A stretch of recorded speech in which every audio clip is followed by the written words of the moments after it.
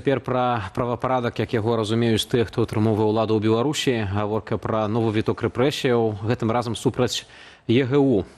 Распачалі крымінальную справу за супрацоўніцтва з універсітэтам. Па ўсёй краіне пракацілася хваля ператрусаў і допытаў.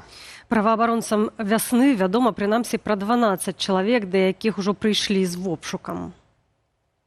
Под удар трапілі не толькі былыя ідзейныя студэнты, але і іхныя сваякі. Паведамляецца, што сілавікі пагражаюць бацькам. Калі іхныя дзеці не адлічацца з ВНУ, родных чакае крымінальны пераслед і арышт. Выданню Майдэй Тім сталі вядомыя падрабязнасці таго, як праходзяць ператрусы. Так, да бацькоў аднаго з выпускнікоў прыйшлі двое, якія назваліся супрацоўнікамі КДБ, аднак адмовіліся паказаць дакументы ці назваць свае імёны. Яны заявілі, што справа заведзеная паводле артыкулу за супрацу з экстрэмісцкім фармаваннем. Акрамя таго, ад студэнта запатрабавалі даслаць копію дыплому у абмен на шанец нібыта пазбегнуць пакарання.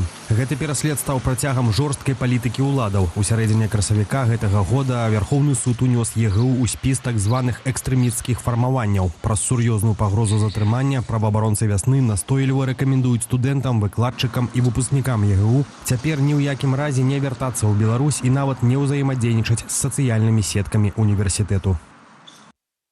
Эфіру далучаецца Аляксей Грахоўскі, намеснік прадстаўніцы Аб'яднанага пераходнага кабінету ў моладзевай палітыцы і студэнцтве. Спадар Аляксей, добры вечар. Добрый вечар.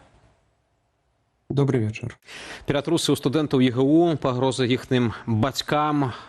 Пытанне таксама, што цяпер рабіць студэнтам, выпускнікам, тых, хто знаходзіцца ў зоне рызыкі. Магчыма, у Аб'яднаным пераходным кабінеце ёсць каментар нейкі на гэты конт. Мы чакалі таго, што будзе пераслед да студэнтаў і выпускнікоў ЕГУ. Мы чакалі, што будзе пераслед і да выкладчыкаў ЕГУ. Зараз мы бачым вобшукі, дапросы, звароты сілавікоў да бацькоў, да сваякоў. І мы думаем, што гэта не будзе спыняцца, будзе працягвацца пераслед, будуць прыходзіць. Ці ёсць нейкія рэкамендацыі ў нас? У такой сітуацыі вельмі цяжка даць рэкамендацыі, але, як слушна заўважылі праваабаронцы, як слушна мы казалі раней, і зараз у афіцыйнай камунікацыі кажа універсітэт, трэба як мага больш паклапаціцца пра сваю лічбавую бяспеку. І увогуле не трымаць нічога звязанага з ЕГУ у сябе. То бок лайкі, рэпосты, групы, мэйлы, все гэта варта прыбраць, прынамсі схаваць па магчымасці. Вы кажаце пра афіцыйную камунікацыю універсітэта. Наша журналістка сёння размаўляла са студэнтамі Еўрапейскага гуманітарнага універсітэта. Яны скардзяцца на тое, што ва ўніверсітэце пануе разгубленасць, што няма дастатковай падтрымкі з боку адміністрацыі універсітэта. Афіцыйнага каментара ва ўніверсітэце нам таксама не далі. Як вы ацэньваеце такую пазіцыю Еўрапейскага гуманітарнага універсітэта? Кіраўніцтва мусіць даць дакладны адказ, дакладную рэакцыю, пазначыць сваю пазіцыю, прыняць на сябе адказнасць, таму што клапаціцца пра сваіх студэнтаў гэта адна з галоўных задач універсітэта. Паводле медыяў да людзей з вобшукамі прыходзяць людзі, якія кажуць, што яны вось з КДБ, прытым не называюць ні сваё імя, ні пасведчання не паказваюць і пагражаюць бацькам студэнтаў, маўляў, няхай вашыя дзеці сыдуць з гэтага універсітэту, а інакш мы завязем на вас крымінальную справу. Але ва ўмовах беззаконня, якое пануе ў Беларусі, ці сыход з універсітэту, забіранне дакументаў і гэтак далей, ці гэта гарантыя, што рэжым не дачэпіцца да іх, як, напрыклад, да былых студэнтаў ЕГУ?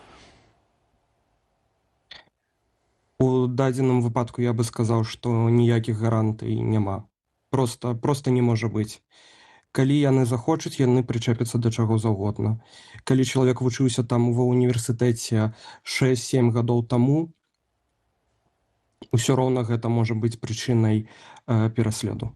У нас ёсць каментар дэпутата Еўрапейскага парламенту ад Літоўскай рэспублікі. Спадар Дайнюс Жалімас лічыць, што рэпрэсіі сярод студэнтаў і бацькоў гэта частка вялікай скаардынаванай кампаніі рэжыму супраць беларусаў. Давайте паслухаем і вернемся да нашай размовы.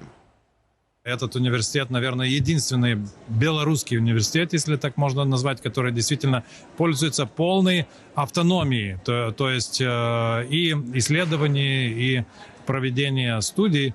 Так что, естественно, для Лукашенко такие центры свободные, как бы сказать, креативные мысли, научные и преподавательские, они действительно не нужны. Так это еще раз это подтверждает. А на самом деле это, скорее всего, еще и часть более широкого, может быть, такого плана репрессий. Я имею в виду, если так совместить, что происходит вокруг всего ИГУ и вокруг всего окружения, допустим, Светланы Тихановской, то, наверное, скорее всего, это часть такой большой скоординированной кампании.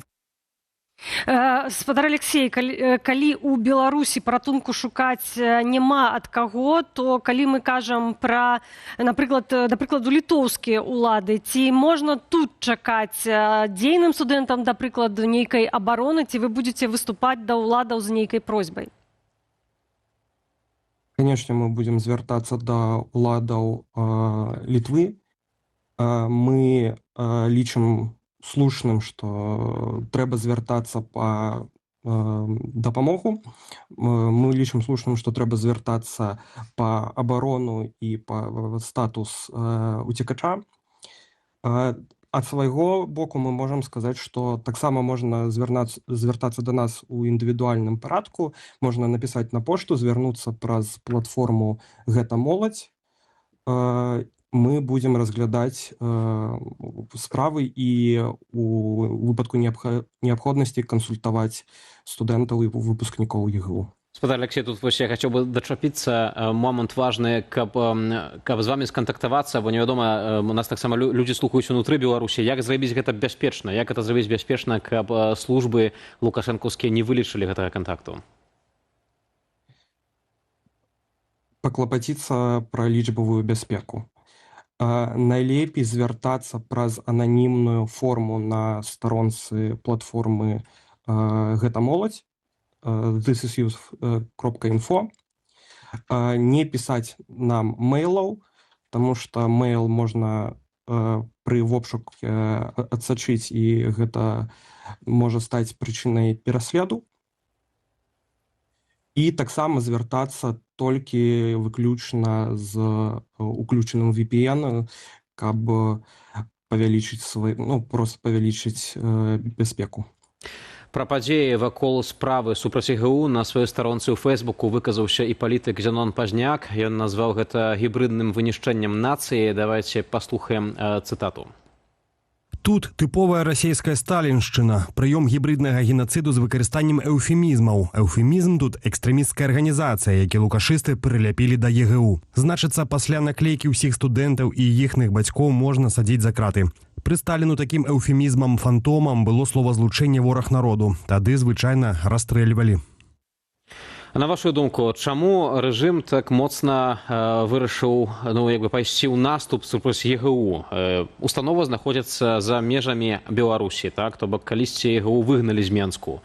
Мы бачылі таксама, што еўрапейскі гуманітарны універсітэт за апошнія гады, скажам так, пераўтварыўся з установы, скіраванай да беларусаў, ва установу, скіраваную да студэнтаў, да выпускнікоў школаў з усяго рэгіёну. Там было выкладанне па-расейску.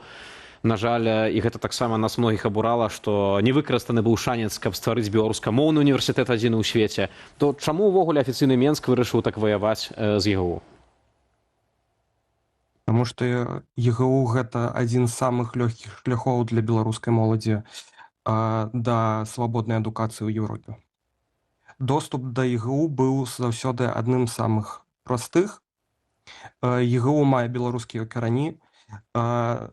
Нават улічваючы, што зараз з беларусчынай ЕГУ ёсць вялікія праблемы, і мы бы з свайго боку хацелі б бачыць больш беларускага ў еўрапейскім гуманітарным універсітэце, напрыклад, беларусаў у бордзе кіравання, ці большую супрацу з арганізацыямі грамадзянскай супольнасці, са студэнтамі, каб ЕГУ быў больш дэмакратычны. Але рэжым змагаецца супраць вальнадумцаў.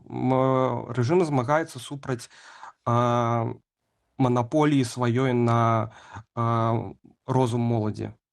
І ЕГУ, як такая брама да еўрапейскай вольнай адукацыі, гэта адна з вялікіх праблемаў рэжыма, і таму яны вырашылі ціснуць менавіта сюды. І яшчэ трэба ўлічваць, што ЕГУ гэта прыватны універсітэт. Таму прызнаць прыватны універсітэт экстрэмісцкім фармаваннем, экстрэмісцкай арганізацыяй і ціснуць значна лягчэй, чым прызнаць той жа дзяржаўны універсітэт, які-небудзь Літвы ці Польшчы ці іншых краін еўрапейскага звязу.